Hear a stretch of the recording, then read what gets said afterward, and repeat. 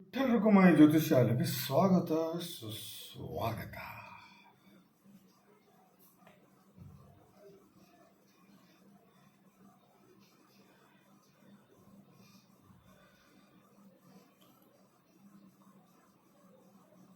ಇವತ್ತು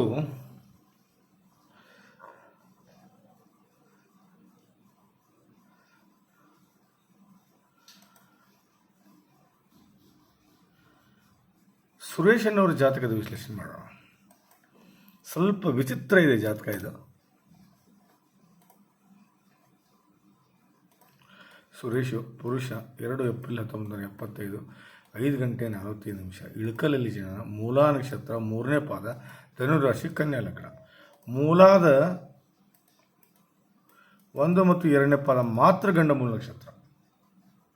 ಉಳ್ಕಿದ್ದು ಯಾವುದೂ ಅಲ್ಲ, ನೆನಪಿಟ್ಕೊಳ್ಳಿ. 3, 4 ಅಲ್ಲ.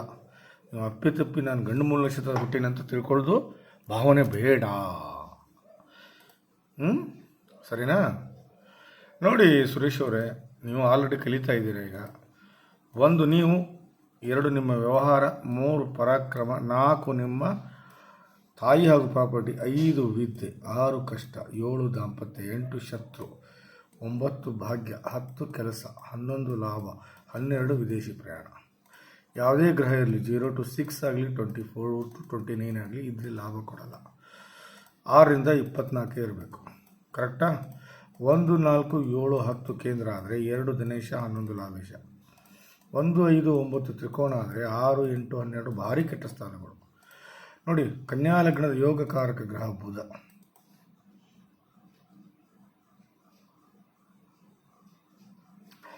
ನೆಕ್ಸ್ಟ್ ಬಂದು ಗುರು, ನೆಕ್ಸ್ಟ್ ಬಂದು ಶುಕ್ರ, ನೆಕ್ಸ್ಟ್ ಬಂದು ಶನಿ. ಸೂರ್ಯ ಸಂಗ್ರಹ ಆಗ್ತಾನೆ. ರಾಹು ಮತ್ತು ಕೇತು ಅತಿ ದೊಡ್ಡ ವಿರೋಧಿಗಳಾದರೆ 100% ಹೇಳ್ತೀನಿ, ಚಂದ್ರ ಮತ್ತು ಕುಜ ಭಾರಿ ದೊಡ್ಡ ವಿರೋಧಿಗಳು. ಹೌದು, ಭಾರಿ ದೊಡ್ಡ ವಿರೋಧಿಗಳು ಯಾರಪ್ಪ ಅಂದರೆ ಚಂದ್ರ ಮತ್ತು ಕುಜ.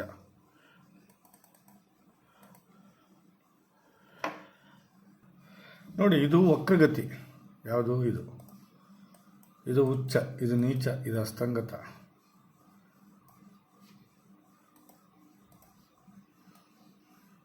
ಲಗ್ನದಲ್ಲಿ ಯಾರೂ ಇಲ್ಲ ಸ್ವಾಮಿ.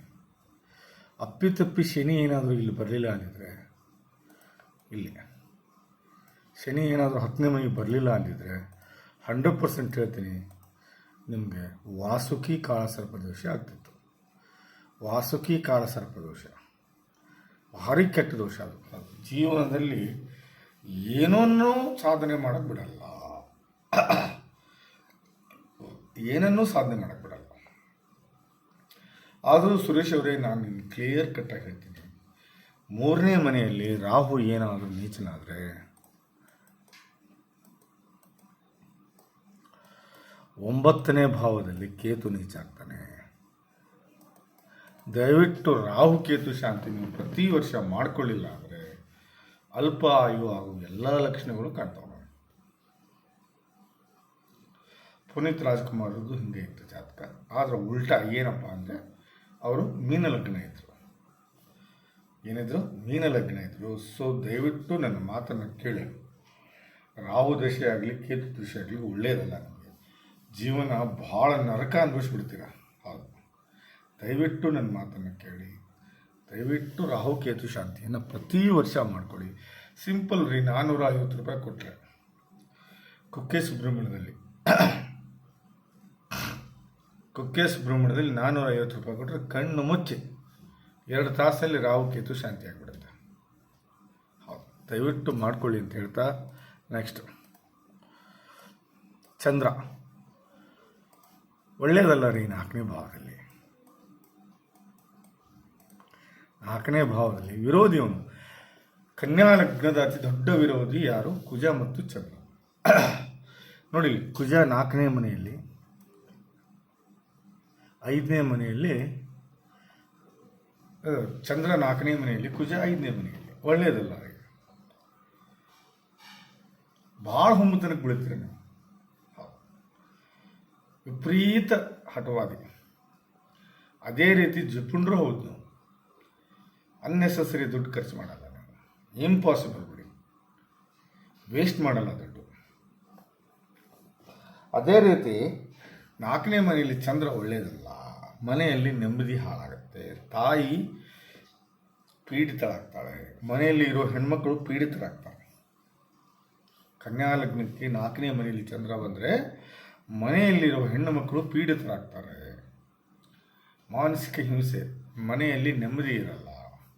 5ನೇ ಮನೆಯಲ್ಲಿ ವಿರೋಧಿ ಉಚ್ಚ ಸ್ಥಾನದಲ್ಲಿ ಬಂದು ಕೂತ್ಕೊಂಡ್ರೆ ಏನಾಗುತ್ತೆ ನೋಡಿ. ವಿರೋಧಿ ಉಚ್ಚ ಸ್ಥಾನದಲ್ಲಿ, ಸ್ಥಾನ ಉಚ್ಚ ಇರೋದ್ರಿಂದ ಒಂದು ಸ್ವಲ್ಪ ನಿಮಗೆ ರಿಲ್ಯಾಕ್ಸೇಷನ್ ಸಿಗ್ಬೋದು.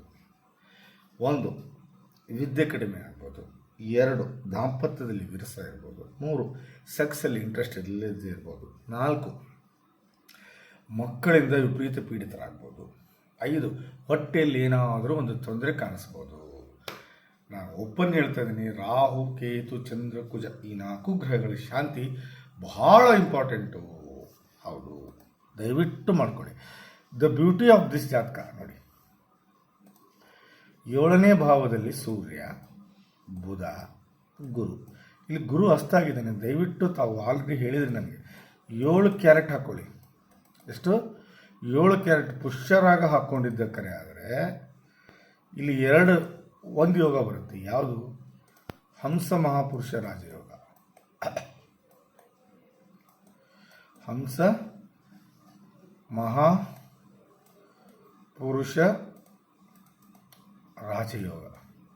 ಯಾರ ಜಾತಕದಲ್ಲಿ ಹಂಸ ಮಹಾಪುರುಷ ರಾಜಯೋಗ ಬರುತ್ತೋ ಅವ್ರಿಗೆ ಒಳ್ಳೆ ತಂದೆ ತಾಯಿ, ಅಣ್ಣ ತಮ್ಮ, ಅಕ್ಕ ತಂಗಿ, ಒಳ್ಳೆಯ ಹೆಂಡತಿ, ಒಳ್ಳೆಯ ಮಕ್ಕಳು, ಯಶಸ್ಸು, ಆರೋಗ್ಯ, ಐಶ್ವರ್ಯ, ಕೀರ್ತಿ, ಸಕಲ ಸಮರ್ಪಕ ಸಂಪೂರ್ಣ ಫಲವನ್ನು ಅನುಭವಿಸ್ತಾರೆ ಜೀವನದ್ದು.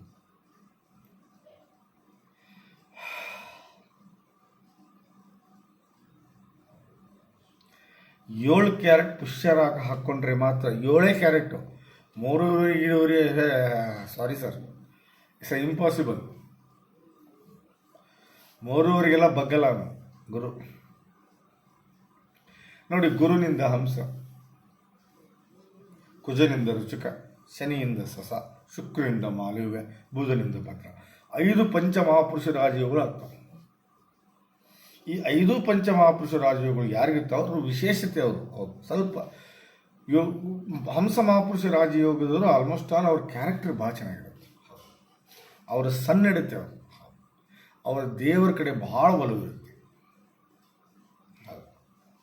ಅಸ್ತಂಗತ ಆಗಿದ್ದಾನೆ. ದಯವಿಟ್ಟು 7 ಕ್ಯಾರೆಟ್ ನೀವು ಪುಷ್ಯರಾಗ ಹಾಕ್ಕೊಂಡ್ರೆ ಒಳ್ಳೆ ಫಲವನ್ನು ಅನುಭವಿಸ್ತೀರಾ, ಅದರಲ್ಲಿ ಸಂಶಯವೇ ಇಲ್ಲ. ನೋಡಿ, ಕನ್ಯಾ ಲಗ್ನಕ್ಕೆ ಸೂರ್ಯ 12ನೇ ಮನೆ ಸ್ವಾಮಿ, ಆದರೂ ಸಂಗ್ರಹ, ಆದರೆ ಯೋಗ ಕೊಡಲ್ಲ. ಬುಧಾದಿತ್ಯ ರಾಜಯೋಗ ಆಗೋದಿಲ್ಲ. ಇಲ್ಲಿ ನೀವು ಗುರುನ ಹಂಸ ಮಹಾಪುರುಷ ರಾಜಯೋಗ ಅಂದರೆ ಇಲ್ಲಿ ನೀವು 7 ಕ್ಯಾರೆಟ್ ಪುಷ್ಯರಾಗ ಹಾಕ್ಕೊಂಡ್ರೆ ಬುಧನಿಂದ ನೀಚಭಂಗ ರಾಜಯೋಗ ಆಗುತ್ತೆ.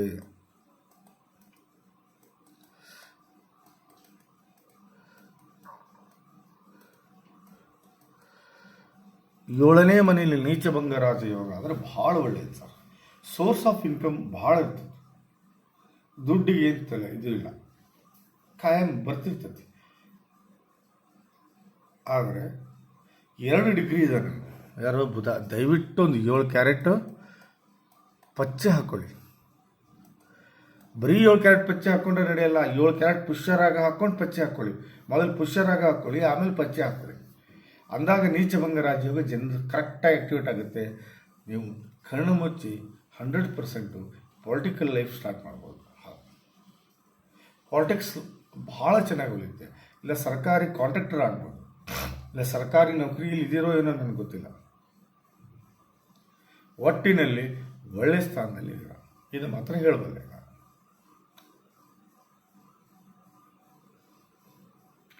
ಒಟ್ಟಿನಲ್ಲಿ ಒಳ್ಳೆ ಸ್ಥಾನಮಾನದಲ್ಲಿ ಇದ್ದೀರಾ, ಇದನ್ನು ಮಾತ್ರ ಹೇಳ್ಬೋದು ನಾವು. ಆದರೆ ನೀವು ಪುಷ್ಯರಾಗ ಹಾಕಲಿಲ್ಲ ಅಂದರೆ ಇದು ವೇಸ್ಟ್. ಪುಷ್ಯರಾಗ ಹಾಕಲೇಬೇಕು 7 ಕ್ಯಾರೆಟು, ಪಚ್ಚೆನೂ ಹಾಕಬೇಕು 7 ಕ್ಯಾರೆಟು. ಹಾಕ್ಕೊಂಡ್ರೆ ಇನ್ನೊಂದು ಯೋಗ ಶುರು ಆಗುತ್ತೆ ಇಲ್ಲಿ. ಅದ್ಯಾವುದಪ್ಪ ಅಂದರೆ ವಿಕ್ರಮಾದಿತ್ಯ ರಾಜಯೋಗ.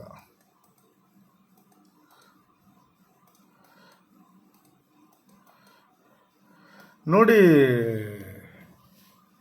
ಆಲ್ಮೋಸ್ಟ್ ಆಲ್ ಪುನೀತ್ ರಾಜ್ಕುಮಾರ್ ಅವರ ಜಾತಕದ ಪ್ರಕಾರನೇ ಇದೆ ನಿಮ್ಮ ಜಾತಕ. ಆದರೆ ಅವರು ಮೀನ ಲಗ್ನ, ಚಂದ್ರ ಇಲ್ಲಿದ್ದ, ಕಲಾನಿಕೇತನ ಯೋಗ ಇತ್ತು. ವಿಕ್ರಮಾದಿತ್ಯ ರಾಜಯೋಗ ಭಾಳ ದೊಡ್ಡ ಯೋಗ ರೀ. ಒಂದು ಸಂಸ್ಥೆಯ ಓನರ್ ಆಗಿರ್ತೀರ, ಇಲ್ಲ ಒಂದು ಇನ್ಸ್ಟಿಟ್ಯೂಟ್ ಓನರ್ ಆಗಿರ್ತೀರ, ಯಾವುದೋ ನಿಮ್ಮ ಕೈಲಿ ಒಂದು 10-15 ಮಂದಿ ಊಟ ಮಾಡ್ತಿರ್ತಾರೆ. ಒಬ್ಬೊಬ್ರು ಇದಕ್ಕೆ ನಾವು ಅಖಂಡ ಸಾಮ್ರಾಜ್ಯ ಯೋಗ ಅಂತ ಕರೀತಾರೆ. ನಾನು ಇದಕ್ಕೆ ವಿಕ್ರಮಾದಿತ್ಯ ರಾಜಯೋಗ ಅಂತ ಕರಿತೀನಿ. ಕಾರಣ ಏನಪ್ಪ, ವಿಕ್ರಮಾದಿತ್ಯ ರಾಜಯೋಗ ಅವನೊಬ್ಬ ರಾಜ, ಅವನ ಕಷ್ಟನೂ ಅನುಭವಿಸಿದ, ವಿಪರೀತ ಸುಖನೂ ಅನುಭವಿಸಿದ, ವಿಪರೀತ ಗೆಲುವನ್ನು ಅನುಭವಿಸಿದ, ಸೋಲು ಕಾಣಲಿಲ್ಲ. ಅದಕ್ಕೆ ನಾನು ಇನ್ನು ವಿಕ್ರಮಾದಿತ್ಯ ರಾಜಯೋಗ ಅಂತ ಕರಿತೀನಿ. ಭಾಳ ಒಳ್ಳೆಯ ಯೋಗ ಇಲ್ಲಿ. ಹೌದು.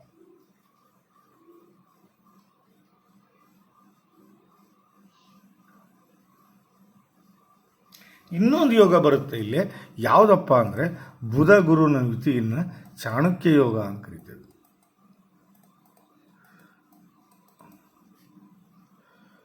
ಚಾಣಕ್ಯ ಯೋಗ ಅನ್ನೋಕ್ಕಿಂತನೂ ಬುದ್ಧಿವಂತ ಯೋಗ ಅಂತ, ಬುದ್ಧಿವಂತ ಯೋಗ ಇಲ್ಲ ಚಾಣಕ್ಯ ಯೋಗ ಏನಾದರೂ ಕರಿಬೋದು ಇದಕ್ಕೆ ನಾವು. ಹೌದು, ಇವರಿಬ್ಬರು ಯುತಿಯನ್ನು ಮಿತ್ರರು, ಇವರಿಬ್ಬರು ಯುತಿಯನ್ನು ನಾವು ಚಾಣಕ್ಯ ಯೋಗ ಅಂತ ಕರಿತೀವಿ. ಭಾಳ ಒಳ್ಳೆಯದು. ಆದರೆ ಇಲ್ಲಿ ಪುಷ್ಯರಾಗ ಹಾಗೂ ಪಚ್ಚೆ ಭಾಳ ಅವಶ್ಯಕತೆ ಇದೆ ಸುರೇಶ್ ಅವರೇ, ದಯವಿಟ್ಟು ಇದನ್ನು ಹಾಕ್ಕೊಳ್ಳಿ. ಅಷ್ಟಮದಲ್ಲಿ ಶುಕ್ರ ಬಂದಿದ್ದಾನೆ, ಅದೇ ಒಂದು ಬೇಜಾರು ಸರ್.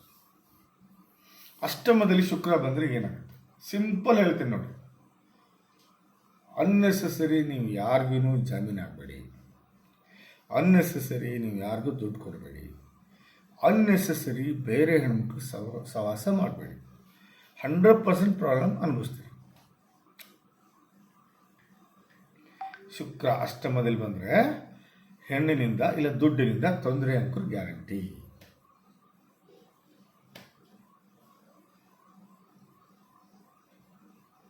ಬಟ್ ಈ ಮೂರು ಅಷ್ಟು, ಒಂದು ಹಂಸ ಮಹಾಪುರುಷ ರಾಜಯೋಗ, ಇನ್ನೊಂದು ನೀಚಭಂಗ ರಾಜಯೋಗ, ಇನ್ನೊಂದು ವಿಕ್ರಮಾದಿತ್ಯ ರಾಜಯೋಗ, ಇನ್ನೊಂದು ಬಂದ್ಬಿಟ್ಟು ಚಾಣಕ್ಯ. ಈ 4 ಯೋಗಗಳು 7ನೇ ಭಾವದಲ್ಲಿ ಆದರೂ ಸಹ ನೀವು ಹೆಣ್ಣಿನಿಂದ ತೊಂದರೆ ಅನುಭವಿಸ್ತೀರಾ. ಯಾಕಂದರೆ 9ನೇ ಮನೆ ಸ್ವಾಮಿ 8ರಲ್ಲಿ ಬರೋದು ಒಳ್ಳೆಯದಲ್ಲ. ಒಂದು ವೇಳೆ ನಿಮ್ಮ ಮಿಸ್ಸಸ್ ಅವರ ಫ್ಯಾಮಿಲಿ ಕಡೆ ನಿಮಗೂ ಆಗಿ ಬರದೇ ಇರ್ಬೋದು. ದಯವಿಟ್ಟು ಹೆಣ್ಣು ಮತ್ತು ಹಣ ಇವೆರಡರಿಂದ ನೀವು ದೂರ ಇರೋದು ಬಹಳ ಉತ್ತಮ. ಇಲ್ಲ ಅಂದರೆ ತೊಂದರೆಗೀಡಾಗ್ತೀರಾ.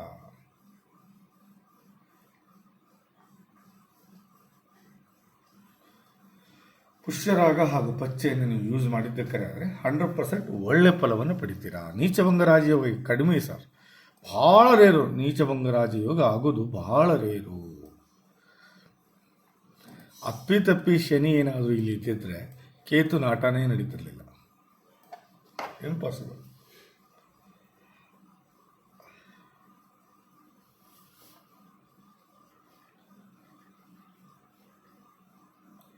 ಸರ್, ಕೇತು 9ನೇ ಮನೆಯಲ್ಲಿ ನೀಚ ಆಗಿದ್ದಾನೆ. ದಯವಿಟ್ಟು ರಾಹು ಕೇತು ಶಾಂತಿ ಮಾಡ್ಕೊಳ್ಳಿ ಸರ್. ನಾನು ಅಗ್ಲಿ ಮುಗ್ಲಿ ಹೇಳಲ್ಲ.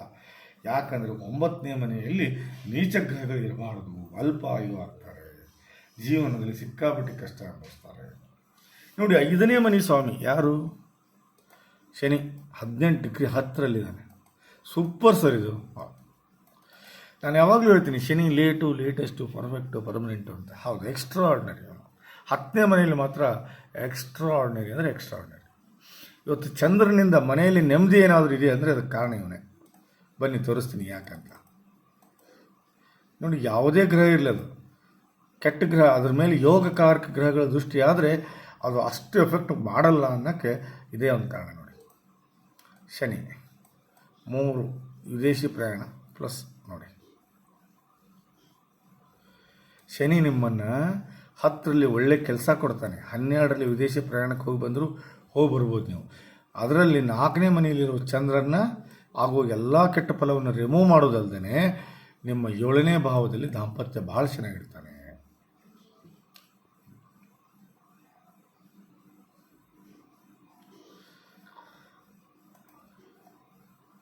ಅದೇ ಕುಜ ನೋಡಿ, 5ನೇ ಮನೆ ಒಳ್ಳೆಯವನಲ್ಲ ರೀ ಇವನು.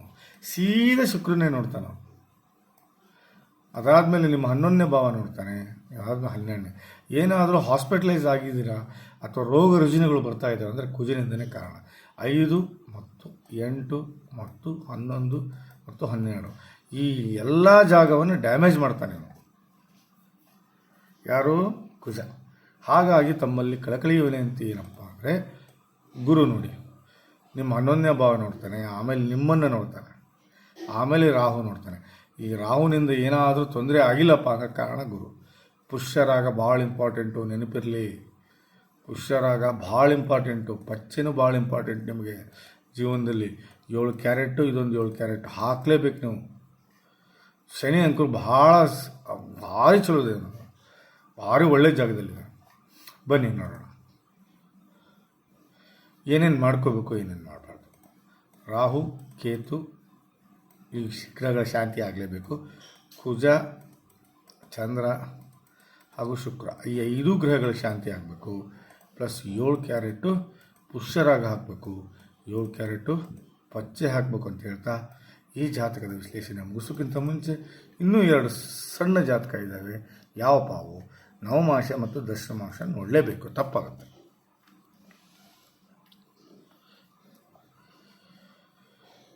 ಒಂದನೇ ಮನೆ ಸ್ವಾಮಿ ಶನಿ 2ರಲ್ಲಿದ್ದಾನೆ, ಸೂಪರ್. ಸಂಬಂಧದಲ್ಲಿ ಮದುವೆ ಆಗಿರ್ಬೇಕು ಮೋಸ್ಟ್ಲಿ ನೀವು. 5ನೇ ಮನೆ ಸ್ವಾಮಿ 6ರಲ್ಲಿದ್ದಾನೆ. 7ನೇ ಮನೆ ಸ್ವಾಮಿ ಸೂರ್ಯ 11ರಲ್ಲಿದ್ದಾನೆ. 9ನೇ ಮನೆಯಲ್ಲಿ ಶುಕ್ರ ತನ್ನ ಸ್ವಮನೆಯಲ್ಲಿದ್ದಾನೆ. ಹಾಗಾಗಿ ದಾಂಪತ್ಯ ನಿಮ್ಮದು ಬಹಳ ಚೆನ್ನಾಗಿದೆ, ಅದರಲ್ಲಿ ಸಂಶಯ ಬೇಡ ಅಂತ ಹೇಳ್ತಾ ನಾನು ನಿಮ್ಮನ್ನು ಈಗ D10ಗೆ ಕರ್ಕೊಂಡು ಹೋಗ್ತೇನೆ. ನೀವೇನು ಕೆಲಸ ಮಾಡ್ತೀರೋ ಗೊತ್ತಿಲ್ಲ. 1ನೇ ಮನೆ ಸ್ವಾಮಿ ಯಾರು? ಚಂದ್ರ ಅಷ್ಟಮದಲ್ಲಿ ಬಂದು ಕುಂತ. 4ನೇ ಮನೆ ಸ್ವಾಮಿ ಶುಕ್ರ ಎಲ್ಲಿದ್ದಾನೆ? 5ರಲ್ಲಿದ್ದಾನೆ.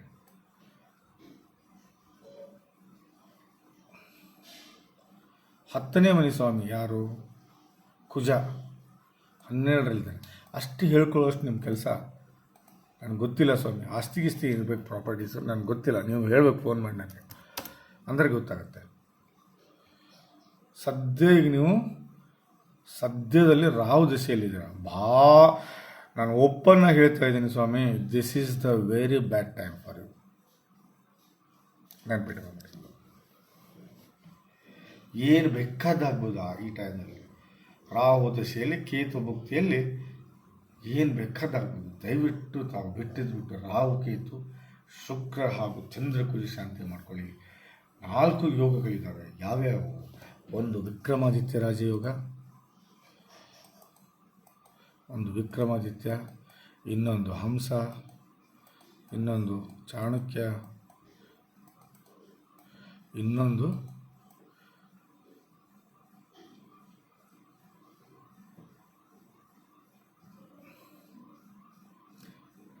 ವಿಕ್ರಮಾದಿತ್ಯ, ಹಂಸ ಮಹಾಪುರುಷ ರಾಜಯೋಗ, ಇನ್ನೊಂದು ನೀಚಭಂಗ. ಈ 4 ದೊಡ್ಡ ಯೋಗಗಳಿವು.